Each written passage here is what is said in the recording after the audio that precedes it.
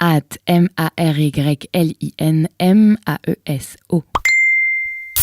Depuis le début de l'affaire Tariq Ramadan, le niveau de tartufferie monte dangereusement sur ce réseau. Il est temps d'en toucher deux mots. Du point de vue du droit, il est présumé innocent. Il y a eu des pots de plainte, il faut laisser la justice faire son travail.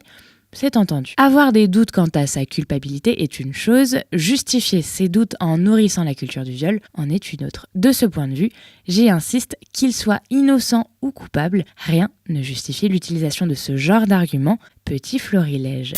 Elles sont où les preuves ? C'est le souci avec le viol, c'est souvent difficile à prouver, mais ça ne veut pas dire qu'il n'a pas eu lieu.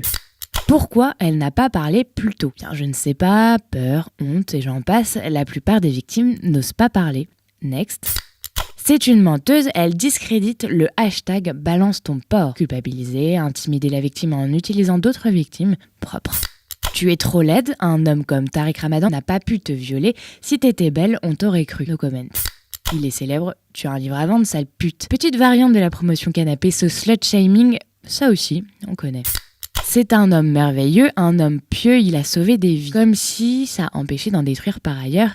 Renseignez-vous sur Gandhi. Quant à ceux qui voient dans le témoignage d'une de ces étudiantes la preuve irréfutable de son innocence, un petit rappel s'impose. Dans la majorité des cas de viol, la victime connaît son agresseur. Souvent, il fait même partie du cercle familial. Bien souvent, personne ne le soupçonnerait. Il est bon père de famille, bon pasteur, un homme intègre qui sauve des vies, etc. Être un homme exemplaire dans un cadre donné à l'université n'est en rien incompatible avec le fait d'être un violeur dans le cadre privé. Il y a différents profils de violeurs, le manipulateur de génie en fait partie. Donc, cela ne prouve rien, ni dans un sens, ni dans l'autre. Continuons en beauté avec le point, c'est du terrorisme féministe. On adore. Je constate que Tariq Ramadan aime les femmes, ce qui me semblait évident, et que le terrorisme féministe va durablement le diminuer. Le terrorisme féministe, quand il s'attaque à la sexualité des hommes qui aimaient les femmes, produira systématiquement des drames. C'est scandaleux d'afficher sa vie sexuelle comme ça, elle ne nous regarde pas. Assimilation du viol au sexe, ça aussi on connaît bien. Rappel, le viol est une agression, pas du sexe. Si je te taillade la tronche à coups de canif, ce n'est pas de la chirurgie esthétique.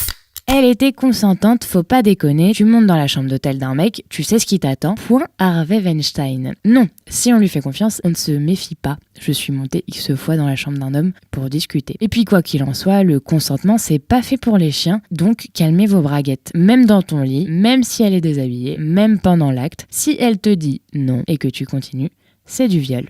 Point. Imaginez, en visite à l'hôpital, on vous impose une double amputation et on vous dit « Entrez dans un hôpital ». Tu savais ce qui t'attendait. Mention spéciale pour le Tartuffe suprême qui célèbre le hashtag balance ton porc, mais pas trop car Tariq Ramadan quand même. Marrant ce balance ton porc, on croirait que la France découvre que notre société est sexiste. Espérons que ce réveil aboutisse sur quelque chose. Pour parler de viol, il faut prouver qu'il y a bien eu non-consentement et pour le coup, son livre dit tout le contraire. Hashtag mytho. Bonus, hors culture du viol, le point complot gif sans lequel la fête du what the fuck intégral ne serait pas complète. Cherchez bien et je suis certain que l'on trouvera un Marek Alter ou bien un BHL qui va conseiller et financer cette dame. Ton avocat fait partie de l'extrême droite israélienne, t'es pas crédible ma pauvre, justice sera rendue à monsieur Ramadan. Dans la droite lignée de sa première doctrine, elle revient aux sources, cautionne Israël et veut faire tomber un frère musulman, cohérence.